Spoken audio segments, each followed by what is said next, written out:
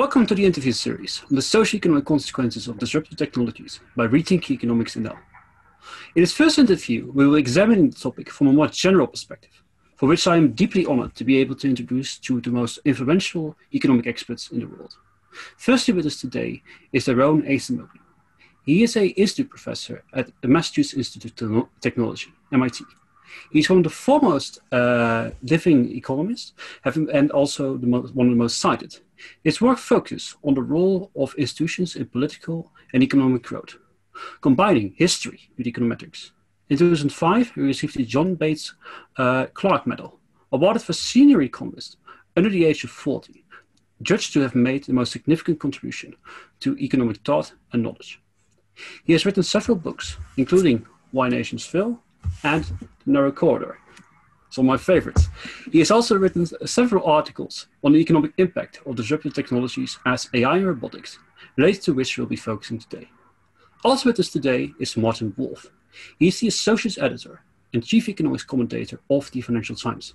Known for his independent, unique, and insightful perspectives, he is one of the most influential and financial journalists in the world. Related to this, he was awarded the CBE, Commander of the British Empire in 2000, for services to financial journalism. He has also been critical of the current neoclassical and mathematical focus of the economics education. He is the author of several books, including The Shifts and the Shocks, Fixing Global Finance, and Why Globalization Works. I think similarly, an incredibly interesting perspective on the current and future socio-economic consequences of disruptive technologies. This should make for a very interesting interview. The first question of today is for Professor Acemoglu. Considering your extensive research on how disruptive technologies are affecting the economy, could you tell us more about the past, present, and future consequences of this phenomenon? Thank you, Colin, and thanks for organizing it. It's a great pleasure to be here, especially with Martin, who is also my favorite economics journalist. So it's a singular pleasure, and the topic is really close to my heart. So I'm really delighted to be part of it. Look, I think economic historians have done an amazing job of documenting that almost every technology you can imagine is disruptive. You know, disruption hasn't been invented in the Silicon Valley, and at some level, there isn't anything qualitatively different about robots and numerically controlled machines and even AI compared to the disruptive technologies of spinning and weaving that's launched the British Industrial Revolution, mechanization of agriculture, machine tools in manufacturing. And they are having very similar effects. And that's where I depart from many other economists and some commentators, that those effects are always disruptive. If you are a spinner at the end of the 18th century, things are not bright for you. If you're a telephone switch operator, as the automatic switches are coming in the middle of the 20th century, things are not bright for you. That's not different from the situation that a welder is facing when robots are coming in. What has changed, in my opinion, and what is qualitatively different today, is that in the past, somehow we managed to have a broad portfolio of technologies that as we were disrupting and destroying jobs, we were also creating jobs via other technologies, new tasks, new industries. That's the story of mechanization of agriculture in the US and to a large degree in the UK as well. New jobs didn't come from agriculture. The share of agriculture in employment went from, over 50% to less than 10% in the course of 4 decades. But we generated a lot of jobs via other technologies at the same time, and that's what we've stopped doing. We have put somehow all of our eggs into algorithmic and robotic automation, and we're not doing enough to generate jobs, especially good jobs for people with diverse backgrounds and different sets of skills today. That's where the future really hangs on. Because if we keep on doing this, we're going to increase inequality, we're going to continue to have a pitiful growth for average and median wages, and we're going to have lots of social costs come from a growth model based on only empowering a small fraction of the population. What I was curious about is that a lot of economists seem today, of your colleagues, seem to think that this is just another technological change, that in the end everything will be fine. There seems to be a lot of division in the economics field on the consequences of these technologies.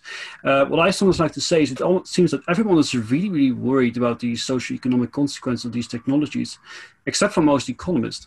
How do you see this? Yeah, I think that's, first of all, I think economics, as always, is a broad tent, and there are many, many different views. What you characterize is not the view of many economists I work with and I interact with, but it is true that it's probably the model view among economists. And I think it's based on a double misunderstanding. The first misunderstanding is theoretical. Somehow many economists have grown up with models, and I grew up with those models, and I included them in the main models of production function where technology just augments and increases the productivity of labor. And if you start with this perspective, and if you impose this perspective on the data, any productivity improvement will ultimately flow to labor indirectly, or sometimes perhaps directly. But that's not the only way we can conceptualize technology. And as I have loosely argued a second ago, a lot of technologies are of this replacing form that displace workers from the tasks that they were performing. And the second misunderstanding is, how really the adjustment took place. It's a subtle misunderstanding, in my opinion, but it's a critical one. So one way you can think about it is to say, new technologies come in, they are disruptive, but automatically they will self-correct.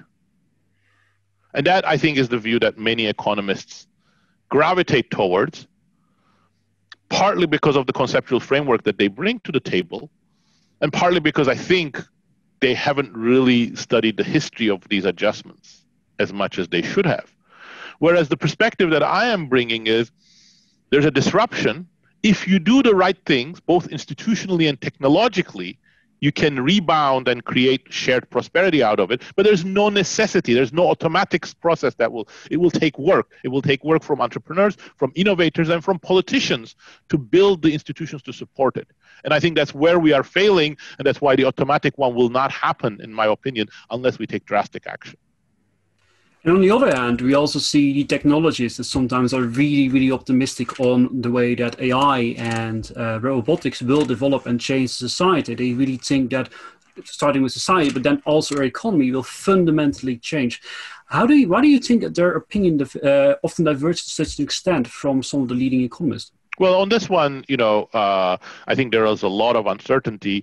There are many data scientists, AI scientists, computer scientists who are also incredibly optimistic about what AI and future technologies are going to do.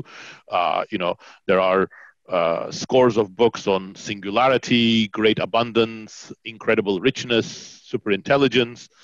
And, I don't rule out that we may at some point come to superintelligent machines, but certainly if you think of the current technologies, they would be much more in the category of artificial dumbness rather than artificial intelligence. They do a certain number of things well, but they're not intelligent and they're not amazing. The productivity gains that they bring are very, very small. Imagine automated checkout kiosks. Nobody would write a science fiction book about automatic checkout kiosks, and the productivity gains that they are bringing are small. It's very interesting. I think it's interesting to see the divergence and certainty. Mr. Wolf, I was very curious for your perspective on this. And for instance, I saw an article from you in Foreign Affairs since 2015 labeled "Same as Ever Was, Why the Techno-Optimists Are Wrong," in which you argue that the socio-economic consequences of the technologies that we're discussing here are relatively small compared to some of the technologies of the past. Is this still your opinion? And could you expand on that? Well, I think my perspective, which actually rather surprises me, is similar to Darren's. I believe they relate fairly well, but I think he's far too optimistic. I'll try and explain if he's right, what I mean. I've been very, very influenced by, in particular, the work of Robert Gordon. on the history of technology in the US. I tend to view things historically and not so much in models. And I think he tells a wonderful story, which fits very well, I think, with Darren's. Although he may disagree with that, and I will interpret what Darren said in a Gordon-style way of thinking about it, which was that for reasons which to me seemed to me essentially to some degree accidental, from the beginning of the Industrial Revolution, and particularly after the initial displacement period, which was massively disruptive, as Darren explains, and quite clearly worsened the lives, particularly in Britain, of the industrial working class. I won't go into the whole history. That seems to have gone on for something like half a century. So that was a big deal, to put it mildly. Half a century of working class immiserization, though that's a complicated story. But after that, we got, and Robert Gordon's work describes this, I think, magnificently, a vast range of disruptive technologies, which rather beautifully offset one another.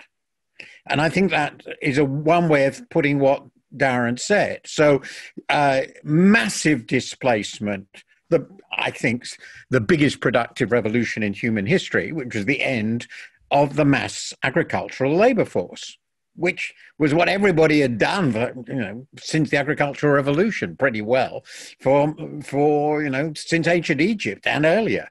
So we got rid of the agricultural labor force.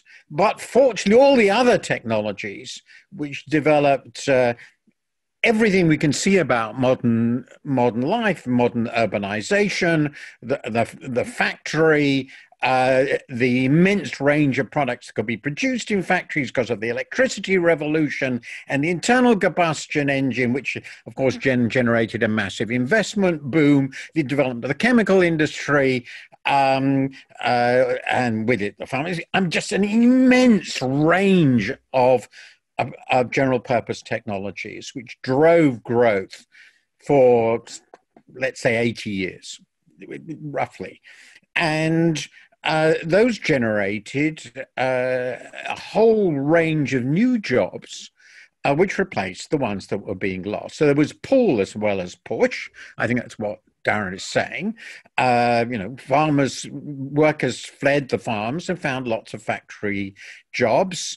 And it also led to a political revolution. The new industrial working class, because of its hold-up power in factories, was able to generate immense power, extract rents, which were very important, I think, and generate by the middle of the 20th century in our societies, the advanced societies, very high incomes for a large part of the industrial working class, which also generated with it a political and social revolution, which many of us, certainly of my age, I'm in my 70s, look back to with some nostalgia. Now, the revolution of our time, Robert points out, is narrow, in the sense that it's focused in one set of technologies, basically computing and communications, now AI.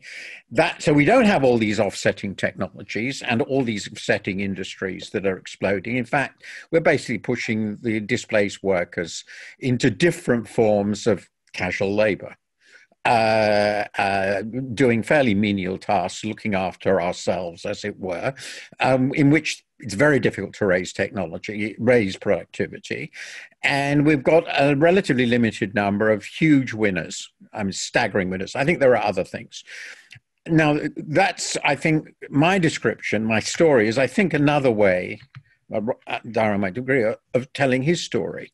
But the point is, Darren, and this is where we agree, and that's a problem, because we've got one sector, one sets of technologies which are dynamic, efficient, they're generating a lot of new opportunities, but they are clearly getting rid of an awful lot of employment. Enormous amount of employment, and they destroyed the industrial working class, among other things. Now, there are other factors, but now where I'm less optimistic is I don't think it's not at least obvious to me that we will generate these new opportunities in any simple way without some corresponding economic stroke technological revolution.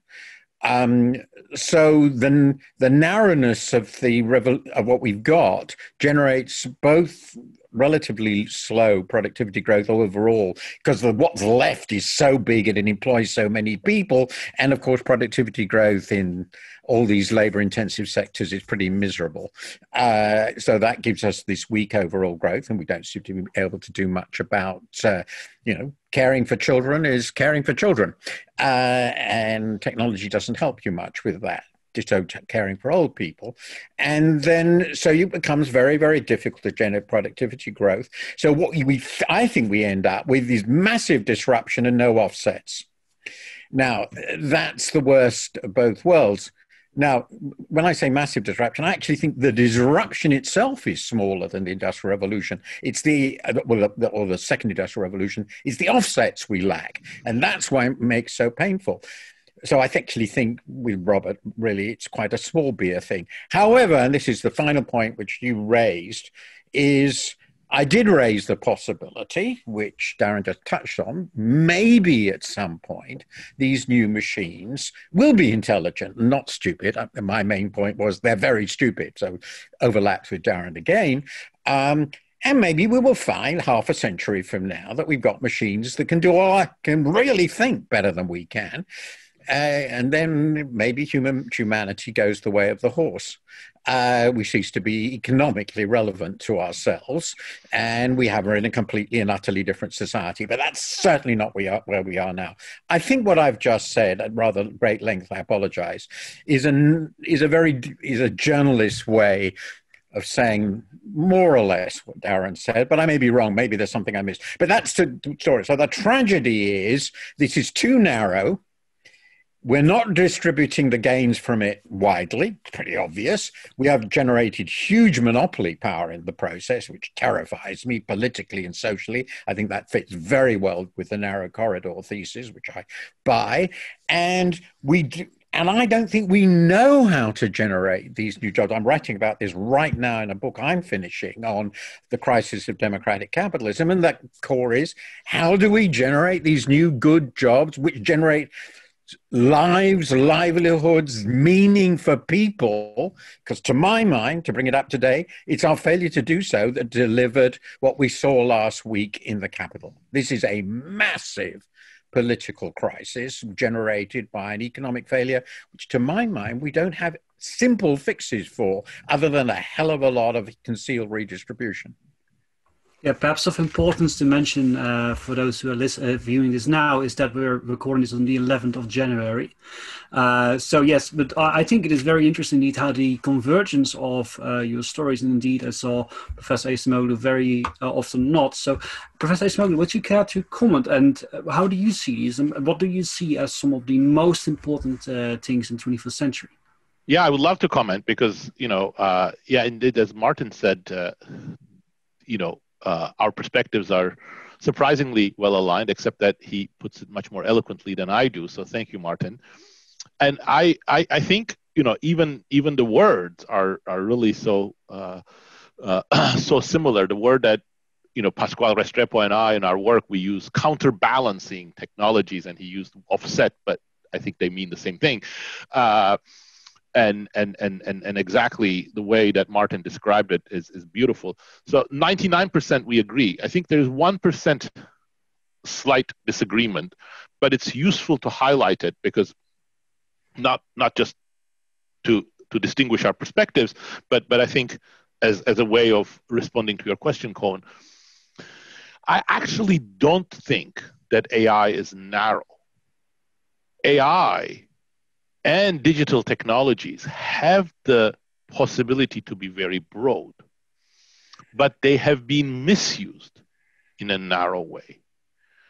And that is the reason why I think, exactly like Martin emphasizes, the productivity implications have been poor, and they haven't helped generate good jobs. Let me give you an example. The promise of AI in some senses that it would affect many sectors. But how and in what way? I think what we have failed to do is to create good jobs in services as manufacturing employment has declined. In the same way that, for example, we had managed to create good jobs in manufacturing when agriculture was declining. Take education, for example. I think everybody agrees education is critical. And if you think of AI being used in education, there are so many different ways of using AI. For instance, there is a growing body of evidence from educational scientists showing a lot of children are left behind because they can't follow some of the core subjects in which they are being instructed. And that then has huge consequences for their lifetime earnings, participation in society, and everything. But AI is a perfect technology for that. You can use adaptive technologies to find out which parts of the curriculum a student is having a hard time with, change the method of instruction, find the right remedial things targeted to that student-centric teaching. So why aren't we doing that? If we did that, what would we do? First of all, we would actually increase good jobs in teaching, because to do that, to use that technology and to actually build on that technology and to provide more student-centric teaching, you would need very well qualified teachers. That's exactly what we should be excited about, generating new jobs in a sector that's critical. But of course, there's zero chance of doing that. Why? Because if AI is going to be used in education, and probably will be in the next 10 years, we're going to do it in order to reduce teacher salaries and teacher employment, things like automated teaching, automated grading, automated exam setting. So it's a mentality of how we are going to use the AI, whether it goes in the narrow direction or the broad direction. And that's why I agree with Martin that we need a technological and institutional, and I would say a vision revolution. But I don't think it's impossible. What stands in front of us is actually first diagnosing the problem and finding a broad enough constituency who understands it and pushes us in the right direction. That revolution won't happen if a handful of companies and a handful of very similarly educated, very similarly with very similar ideologies, managers are in charge of where our future goes. And then I would love to see Mr. Walsh's response to that. And I was also very curious on how he sees that we can tackle some of the problems that are also, I think, underlying this, such as the immense inequality, and also other problems we've been generating in the last 40 years, such as the climate crisis. Well, let's go to the point that Darren just made, which sort of fits into another strand of literature, which he will, of course, be incredibly familiar with, which is sort of Baumol's law type stuff, is the notion that, well, this has many aspects, but one notion is that a lot of the sectors in which we would like to see this enhanced productivity are sectors which are either directly part of the public sector or are very heavily dependent on payments from the public sector. So to take, here's one beautiful example, education. Children don't have incomes of their own, and many parents don't have very adequate incomes.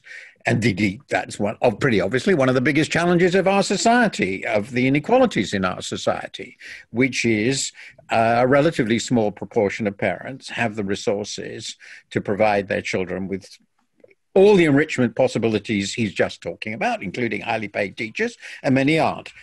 So if we're going to do what he suggests, continue to indeed pay teachers well, hire very highly qualified teachers who can be augmented by technology rather, as we now see fascinatingly, grandmaster chess players are. They get better because they complement the machines.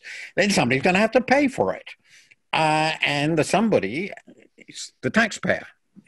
and and the and a related point, which he didn't explore so much, is how the distribution of gains come from those activities in which, and they're clearly very important activities, in which there is a platform monopoly of some kind, which does all the organization, which may have just a few hundred software engineers and owners, and then a very large number of casual workers. So that this generates, obviously, you can see it, just look at the stock market, staggering rents, which through a very small proportion of the population. So, and in a way, that is similar to what happened with the creation of the industrial working class. The difference was that the industrial working class, as I indicated to you, and this was what was seen as a problem in the late 19th century, could organize itself and fought very hard politically and economically to get some of the rent for itself. And interestingly, all things, there's a very good recent paper co-authored by Larry Summers on exactly this theme about worker.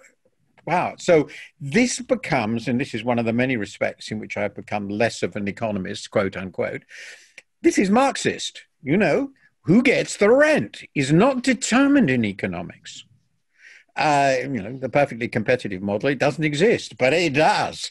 So I think one of the implications of this is, and I do think it is an important implication, is that if we want to ensure that these good new jobs and good new opportunities are exploited properly, and health is another sector, pretty obviously, okay?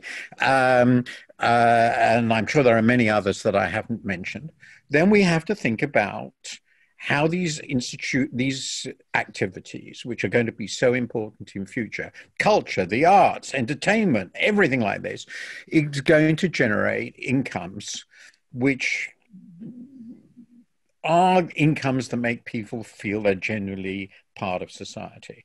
And that, I think, it becomes politics. It was politics before, but it's even more now, because these activities are so centrally in the public sector, or at least involve public sector, engage the public sector.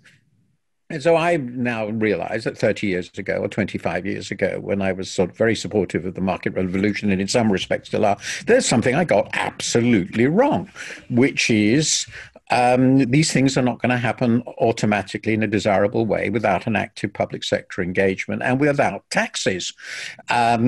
And they're going to have to be raised. And that raises all sorts of very profound issues about corporate taxation and tax havens. And we can go on forever. But I think we have to confront the reality, and again, I think we align, and I think the narrow corridor is part of that. What he refers to as the civil society reaction is now desperately needed, because if we don't have the right civil society reaction, we're going to end up with civil war. That's why I mentioned the recent events. And it's a failure of economists, I think, to recognize those dangers, because, and here again, I think we agree, because there's a certain blindness about the natural harmonies of economic life. And that comes from some very simplistic assumptions about how production is organized. Professor Acemoglu, would you care to respond?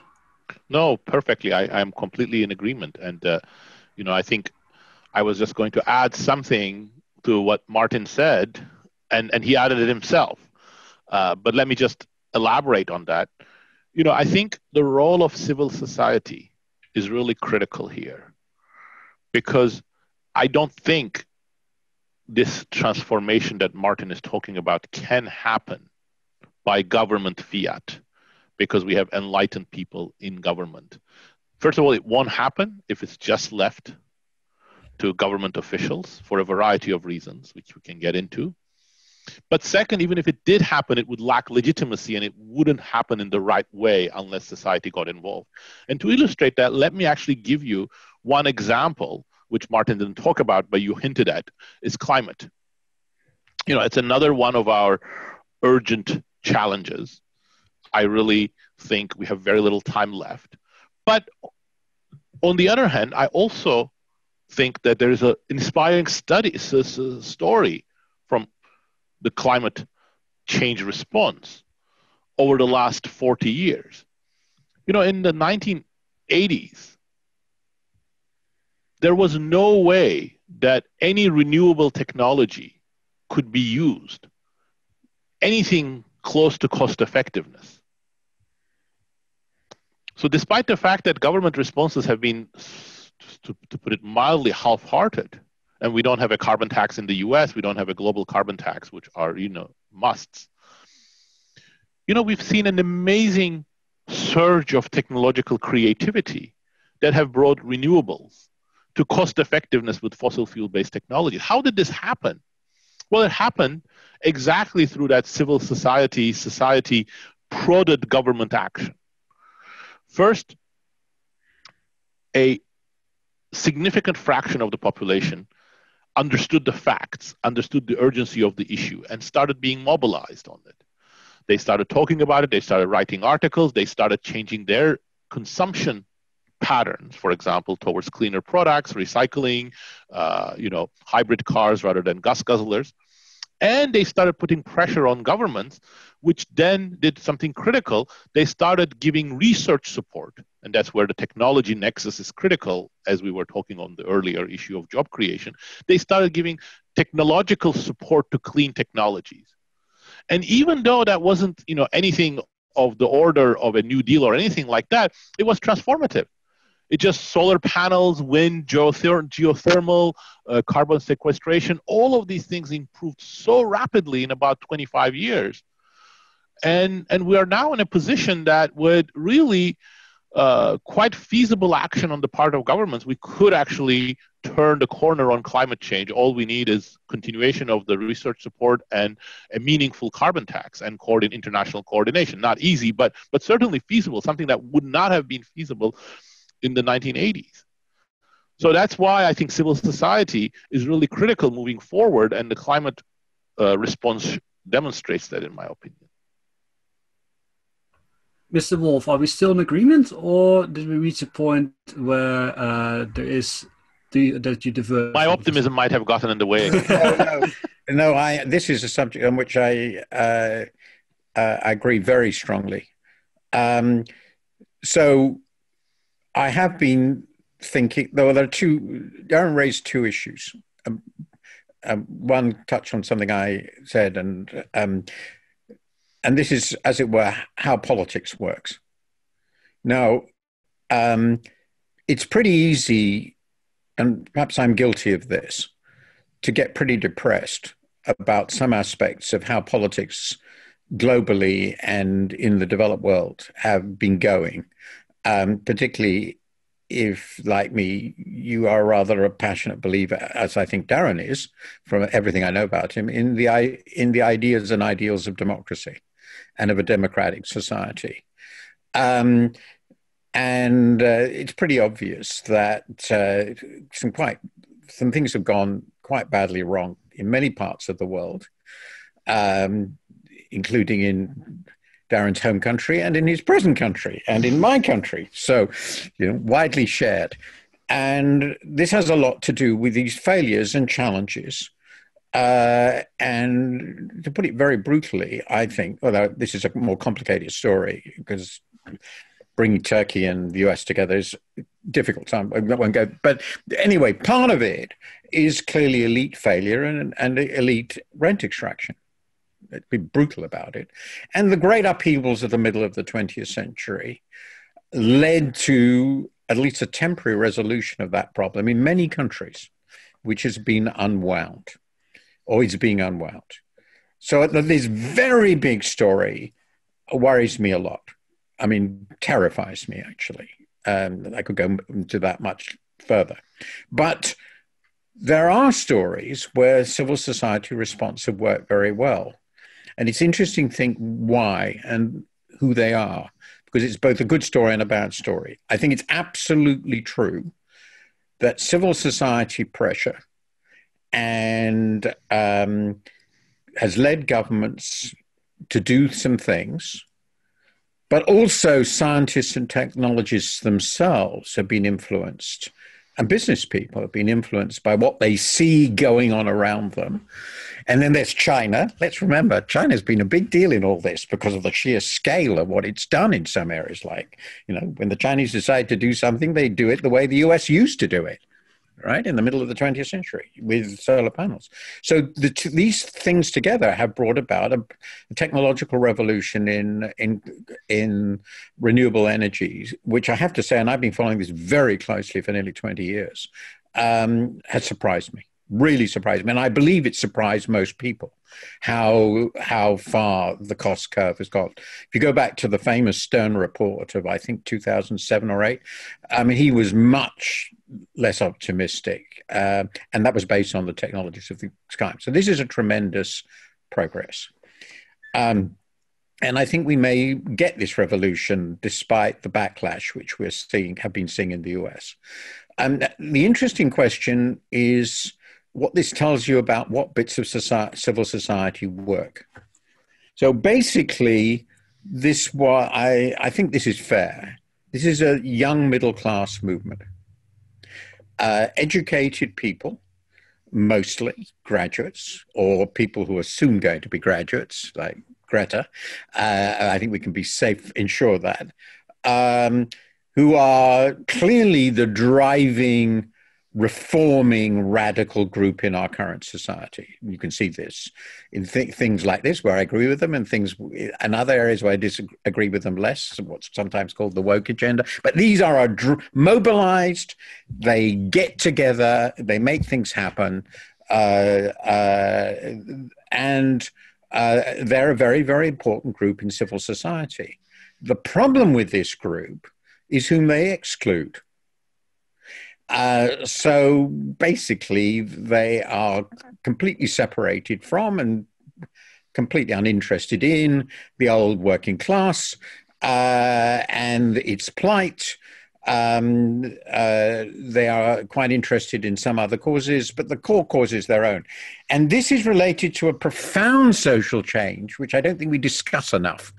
And I've only begun to realize in the nature of our society, which is for the first time in the whole history of the world, we have societies in which close to half of the population has been to university, has been in tertiary education. There are a few developed countries which are there and some that are getting very close to it. And that creates a much more profound class rift than I had ever realized. And it comes again, all the work done by Anne Case and Angus Deaton on life expectancy. This is all divided by education. It's as though, so we focus very much on the top 1%, and that is actually, I think, quite important, the rent extractors, as it were, but there's this bigger rift. So what Darren is seeing is, I think, that group, the university educated, are becoming a very powerful, mobilizing, culturally dominant group, and they are mobilized and mobilizable, and they will get their way. And I think climate is a success for this reason. Unfortunately, it leaves a very large part of our population out, and they are clearly feeling deeply displaced because in addition to having no jobs and very poor incomes and no real prospects, they also feel profoundly disrespected by these people because, to quote one famous politician, they're deplorable. And so I would just say Darren has described absolutely correctly what I think is a very important social development, which is also a very positive social development. But one of the reasons Trump got the support is because he put two fingers up to these very climate conscious, climate mobilizing, middle class and upper middle class university educated people. It's our new deep social rift, and the Democrats obviously represent them, and the Republicans nowadays, there's almost nothing I agree with Josh Hawley on, nothing except the correct statement which is incredible if you look at what it's proposing, that the Republicans and our Conservative Party and other examples are now working class parties. So there's a very important positive thing and there's something negative. The most important point about what Darren's saying and what I'm saying is all these really big issues of politics. You can't separate our discussion of economic issues and economic policy from politics.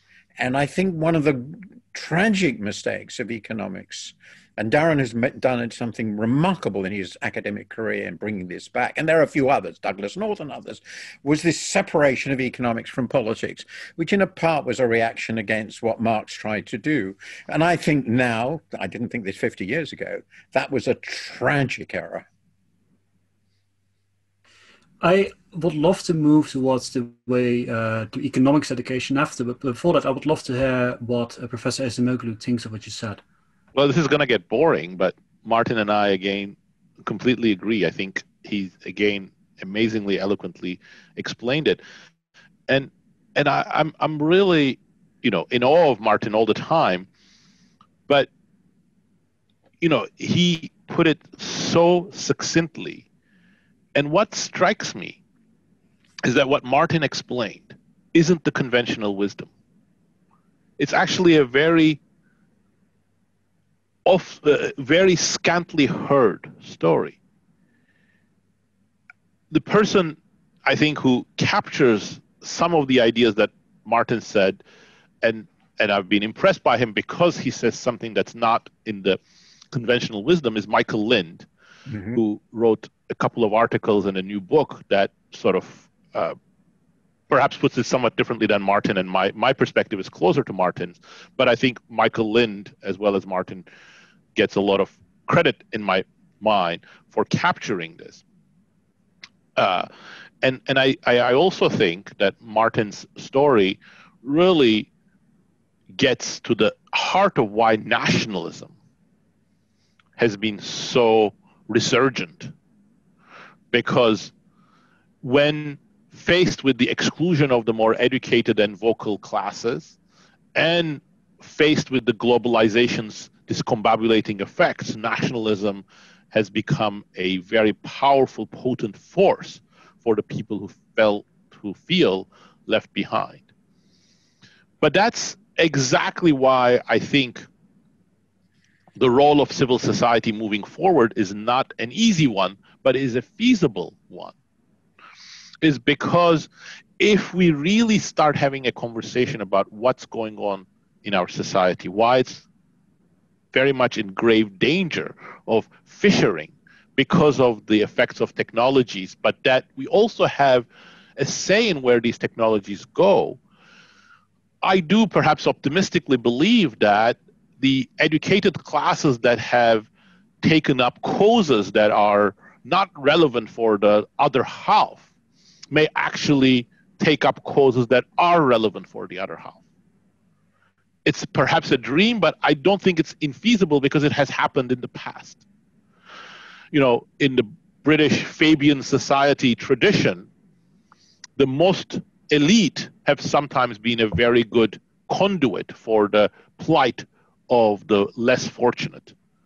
And I think moving forward, I don't see any reason why it couldn't happen if we start having the right conversations and if we free media from the many problems that it has. That's another topic that we probably don't have time to get into, but I think the media really deserves some responsibility here as well. I think it's very, very interesting to go into all of these areas. I think we could keep doing this for hours. And I think I might have now a question which may cause some disagreement. Mr. Wolf, you've been also quite critical on the economics education, especially its lack of, for instance, political considerations and focus on neoclassical mathematical models. Could you tell us more about your criticism of this? Well, probably being unfair because let's be clear, I've been outside the academic community, though I'm a consumer, of course, an avid consumer and moderately wide reader, but not of the most technical stuff. But I've been out of it since 1971, which is a very long time. So I'm probably going back to my own education or failures of education, maybe. I'll make just 2 points. One is, I think, sort of relatively straightforward, and I suspect there will be no real disagreement. And one is much more profound, but maybe impossible to deal with. So the one that is pretty clear that when I was being taught, which was sort of as Keynesianism was dwindling, we had not just a political but an academic resurgence of pretty simple-minded free market thinking. I think that would be fair. You think of rational expectations, real business cycle theory, some of them more simple-minded, what was come to be called market fundamentalism. I mean, looking back on that, it seems pretty obvious that these were embarrassingly simplistic ideas about how economies work. Now here, the point I would make is in order to do social science at all, which I think is a very different activity from the physical sciences, and particularly, the canonical physical science, physics, you have to do heroic simplification. Economic models involve heroic simplification, and the question always is, how misleading are your heroic simplifications? And I think we got to a stage in which the model of humanity, the models of human beings, the model, what mattered to them, the models of technology, the assumptions about society were just hopelessly naive and therefore profoundly misleading. And I think most economists whom I respect, well, all the economists I respect would agree with that.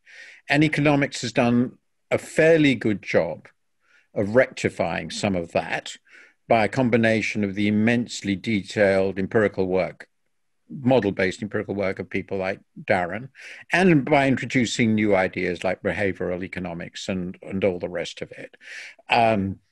So I think that the way professional economists approach things is less bad than that, right? Quite a bit less bad than that. Of course, the consequence is that it's much more difficult to be confident when you're talking about economics, but it's at least more realistic. So I think there are improvements. I still think they didn't go anywhere close far enough, and I've discussed that in my shifts and the shocks in relation to the financial sector. I mean, which is pretty obviously a very, very big and well-known problem. But economics there's a bigger problem, and I don't know what to do about this. And it relates to your second question, which is politics. But it's not really politics. It's the question to which I haven't got an answer, but I have been spending 4 years now on this sort of big political economy project of mine, trying to relate what the Greeks thought about democracy to what we think about the economy. How does all this fit together? In order to make social science work, our forebears, back basically in the 19th century, Schumpeter has a wonderful discussion of that in his History of Economic Analysis, a book that had tremendous influence on me. Our forebears divided up society, as it were, vertically. They said, we're human beings, so we've got this cultural aspect of humanity, and there's the political aspect of humanity, and then there's the social aspect, and then there's the economic aspect of human behavior, human life. And we'll have studies of each of these. We'll have political scientists and political theorists, and we'll have sociologists and social anthropologists, and we'll have, sorry, I haven't even put in human beings. And we'll have psychology and psychiatry, and then we'll have economists looking at economics, and we will behave, because we are proper academics, as if the bit of humanity that we're looking at can be looked at all independently of the others. But that's complete nonsense, isn't it? It's not how the sciences work. The sciences work levels up. Chemistry is based on physics. Chemistry is a form of applied physics. Biological sciences are based on chemistry and physics. So their model works. Now, I think, I don't have any solution to how to do this. None. But I think the basic way we went about this sliced up humanity and human society in a way that obviously is bound to lead to grotesque outcomes. Because, as it were, we did. So I'll give you one I know it's gone on too long, but one wonderful example. Economists, I was one of them, went to the former Soviet Union and talked about economic reform. Did we start off by saying, well, how does a legal system operate in this context? How, in a society which has gone through the Soviet system for 70 years, how does law work? And how can we discuss economic reform if we can't answer that question, which we didn't even ask, with very few exceptions? I could give you many, many other examples. So the problem is, I have come to the view, and Darren's work with this, particularly with his colleague, in these works is a wonderful example because he's got people with two different expertise to do this. I'm doing this crazily on my own, but the only excuse I give for myself is I spend a lot of time doing classics and politics, so I know a bit about that, and I read a lot of literature in that area. But before I ever studied economics, which is why I'm a very bad economist who can't do maths properly. But anyway, the point is, there's a deeper problem, I think, which is I don't think we have a good model for studying society. And that goes back to the invention, the separation out. In 1800, people didn't think these were separate subjects. Political economy included everything we would now include, including Lockean psychology. It was just very, they did everything. Hume did everything. Can't do that now. I think that is an incredibly deep problem. Which makes it very difficult for us to talk intelligently as academics and journalists, for that matter, about society. And we're struggling with that. If I can ask a very short follow-up on that. I apologize for being so long. I really do. I thought it was an amazing answer, and I really, really agree with you. But I was wondering, what could we practically change? Is that including more interdisciplinary, or are you thinking something else? Is that for me or for Darren? If you have like a couple of I have no ideas how you say it, except, well, I do think that the idea you can take an 18-year-old from a school, give him pure economics, which is basically a lot of maths models, nothing else, knows no history, no psychology, no philosophy, no political science, no sociology, no anthropology. I think you're producing somebody who cannot deal with nearly all the problems that will be actually faced in doing economics well in the world.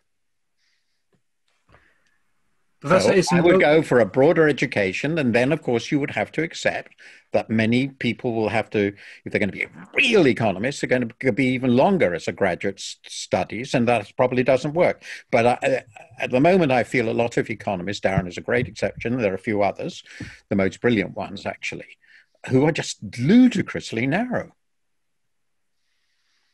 Professor Acemoglu, do you agree on this, and how do you view Mr. Wolf's comments?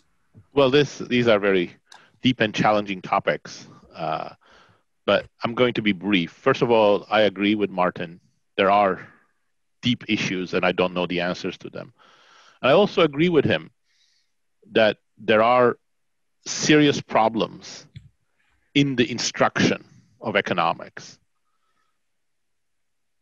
I wouldn't put the blame on mathematics. The way I see it, simplifying it and making it brief, since I know we're running out of time, there's the good and the bad, hopefully not the ugly of economics. The good is that it's a doggedly empirical, skeptical, fact-driven profession. And I think mathematical, statistical training is critical for that. It's also a broad tent. You know, all of the issues that Martin has raised are correct. But economics is a very broad tent. People do many different things. And in some way, that makes it much more open-minded in a way. You know, you cannot imagine, you know, things like behavioral economics, political economy, institutional economics, social economics spreading so rapidly in many other disciplines as they did in economics within the course of about 20 years or so. On the other hand, there is the bad. The bad is both at the graduate and the undergraduate level. There are many studies that show, and I'm doing some myself, that people with economics education or business education are less cooperative, they're stingier, they are tougher managers, they cut wages. And I think some of that is selection. Perhaps different people are attracted to economics, but it is a problem that is related to what Martin pointed out, that many economics students at the undergraduate and the graduate level learn from economics a type of vulgar market fundamentalism. Selfishness, greed is good. You don't need government, you don't need redistribution. The invisible hand works, and the wilder, the better. And I think it is a failure of our instruction, but it's got nothing to do, in my opinion, with mathematics, because there are graduate students who get the very mathematical version of economics who end up with that vulgar market fundamentalism, and there are many, many more undergraduates who don't get the mathematical, especially in the US, completely non-mathematical undergraduate education, and they end up with the same conclusion. I think we have to have a rethink about how do we communicate the beauty of economics as envisaged by Adam Smith, but also with the nuance that Adam Smith himself understood about the invisible hand and its moral foundations and its limits. And how do we do that without sacrificing the good of economics? I think that's an open question. Certainly a broader set of perspectives would be useful, but I'm not sure whether that would be by itself enough. I think we need to do much more soul searching, and people like Martin from a broader, different perspective, sort of coming up with ideas and criticism, I think that's super useful. I think we're running out of time. I think we could do this for hours, but my closing question of this interview series is the following. If there's one thing you could say to students in economics watching related to the topics we discussed today, what would it be? And I think we'll ask the question first to Mr. Wolf and then to Professor Acemoglu, and then we'll have to close. So I think I'll just have two words, but three. Rigor is important. So Darren is completely right. The rigor of economics is wonderful. Skepticism is crucial. You have to ask yourself, does this simplification actually work in the real world? And why might it not? I mean, that's very important. We know much less than we would like to know. And the third thing I would say, and this may be a private thing, is try to be as broad as you can. Economics is a social discipline, which means it's a moral discipline. It's a political discipline. You must not allow yourself to become narrowed away from that awareness of what it means to be human, even if you're an economist. Professor Acemoglu, what will be Again, I agree with Martin. I would say question, question, question. Question conventional wisdoms, question the boundaries, question authority, but also question yourself. I think that last one, perhaps also question the boundaries, which has led to narrowness, I think are the two that we haven't done enough and we have to do more. So question yourself in economics means, question all of the assumptions that we have come to make about markets, about individual motivations, about social cohesion. Many times these assumptions may be okay, but there will be many, many instances in which they are inappropriate and that can really lead us astray. I think it is a beautiful way to close this interview. Over next week, we'll be posting the rest of the interviews in this series. Thank you so much for your time. Thank you, Colin. Great pleasure. It was a great pleasure to have the stage with Martin. Great pleasure for me too. I learned a lot. It's very inspiring. Thank you.